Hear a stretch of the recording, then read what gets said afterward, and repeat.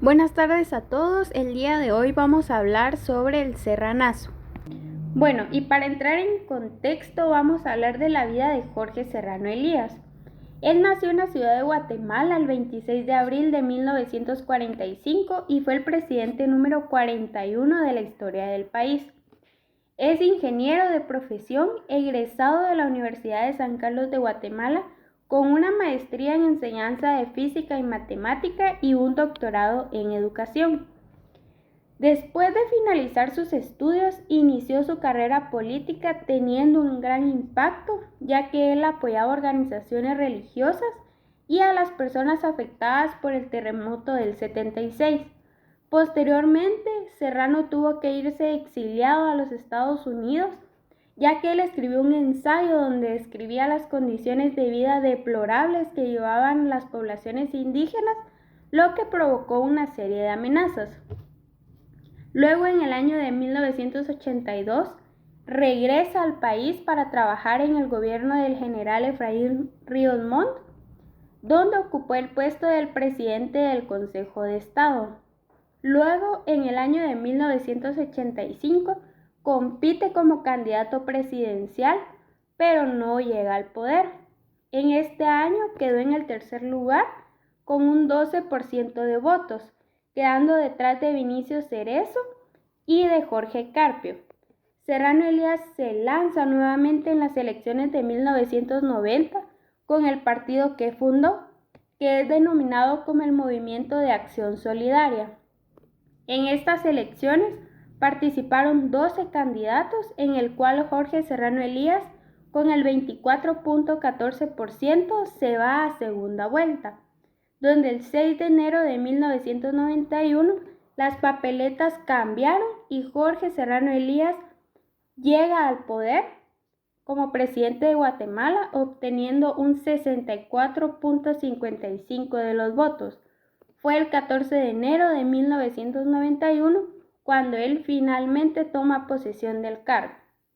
En 1993 se da uno de los acontecimientos más recordados en la historia actual de Guatemala, que es el autogolpe de Estado del presidente Serrano Elías, denominado el Serranazo. Bien, yo les hablaré a grandes rasgos sobre lo sucedido durante y después del gobierno de Jorge Serrano Elías.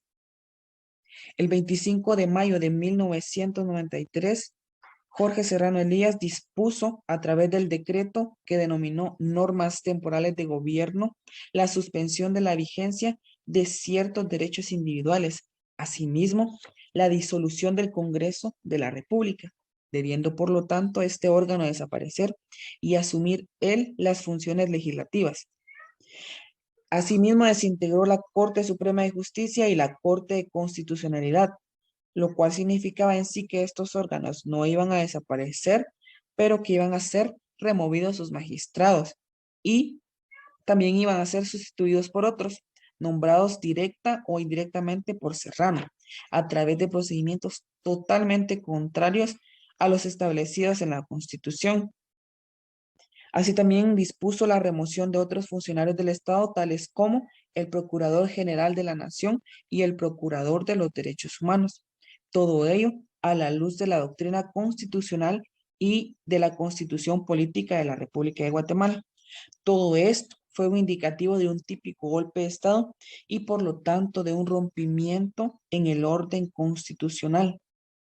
Sin embargo, ese mismo 25 de mayo en horas de la tarde, la Corte de Constitucionalidad declaró la inconstitucionalidad del derecho que contenía las normas temporales de gobierno por ser totalmente violatorias a la Constitución.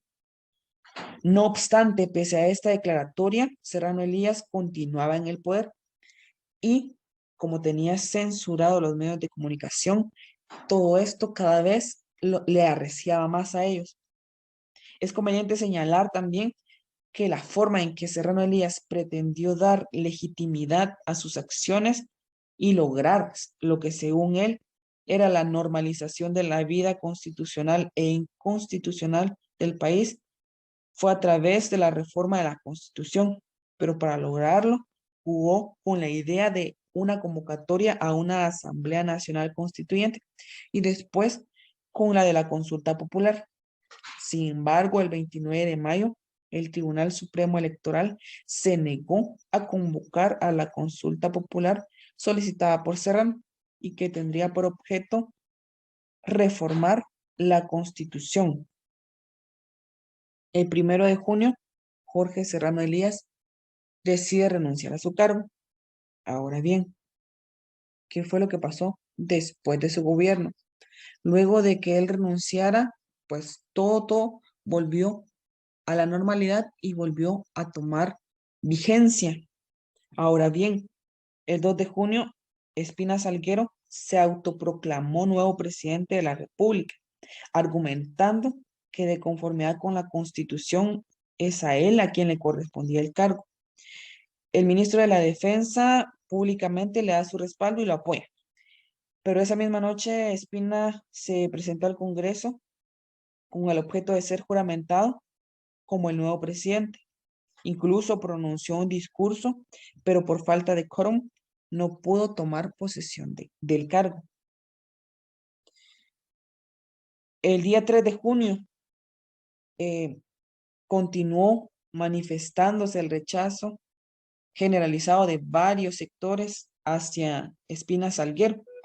Y el 4 de junio, la Corte de Constitucionalidad emitió una resolución en la cual inhabilitaba para continuar en el ejercicio de la vicepresidencia y asimismo optar al cargo de la presidencia. El 6 de junio,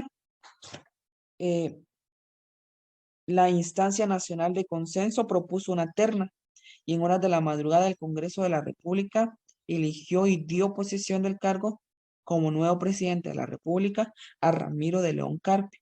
Y el 18 de junio, luego de una terna que propuso Ramiro de León Carpio, se nombra al nuevo vicepresidente, que fue entonces Arturo Erbuger Asturias. Bien, con esto finalizo lo que sucedió durante y después del gobierno de Jorge Serrano Elías.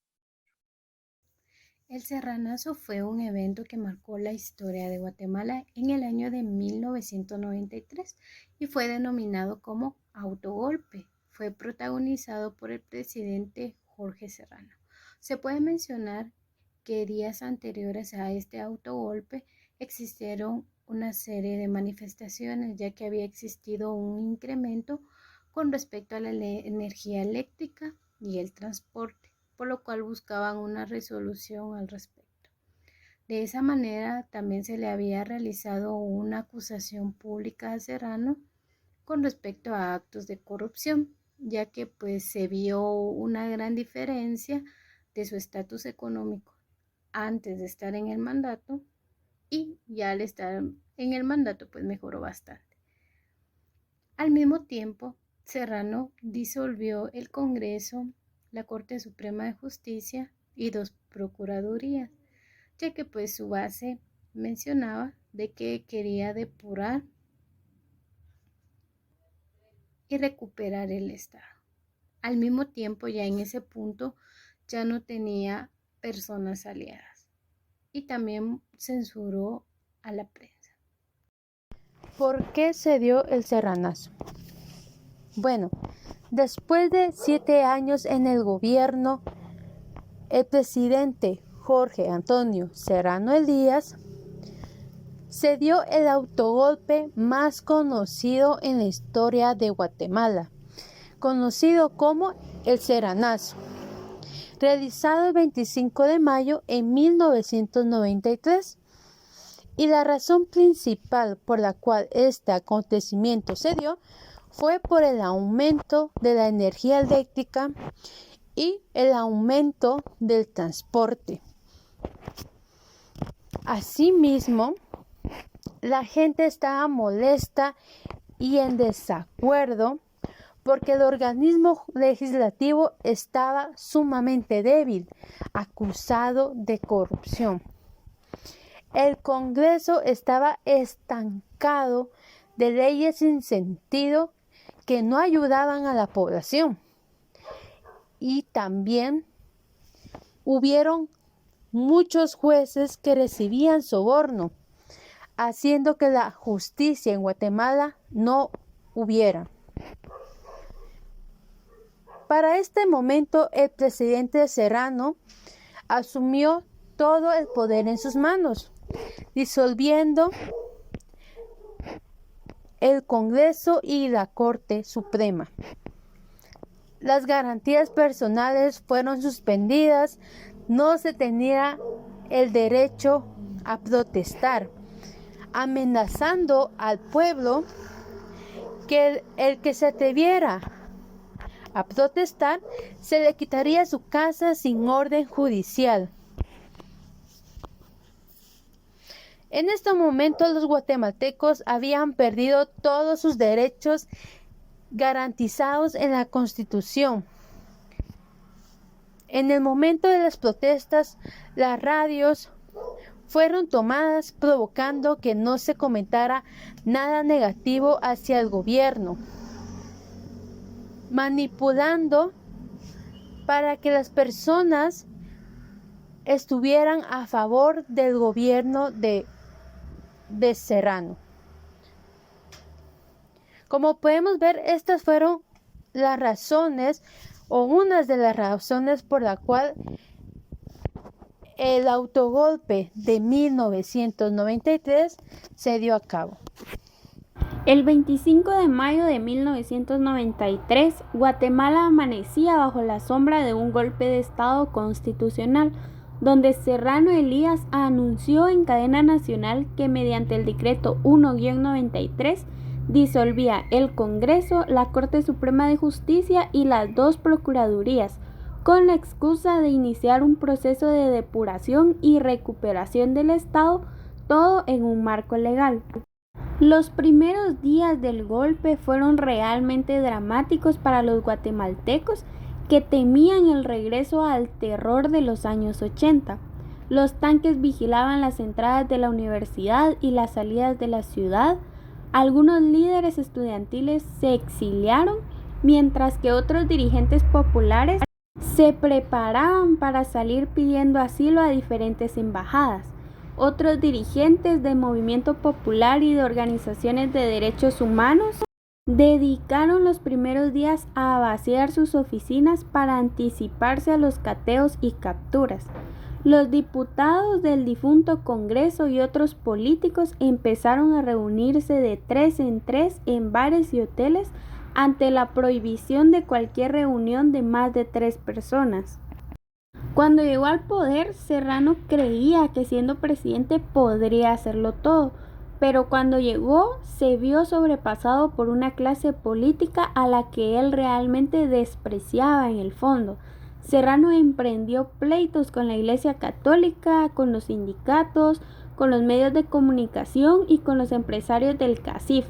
Con todos prácticamente. Serrano sabía que después del golpe de Estado tendría que seguir negociando y haciendo alianzas, pero quería hacerlas en mejor posición que antes, desde una posición de fuerza. Serrano sintió que el golpe le liberaba las manos para poder cumplir todo lo que le había prometido al pueblo de Guatemala en su campaña, y a él no le asustaban las posibles reacciones adversas a nivel internacional. Si el serranazo se consolidaba, bien, y si no, sería el ejército quien lo decidiría.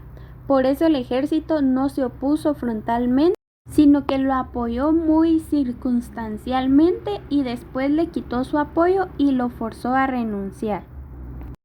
Y eso es todo por nuestra exposición. Gracias por su atención.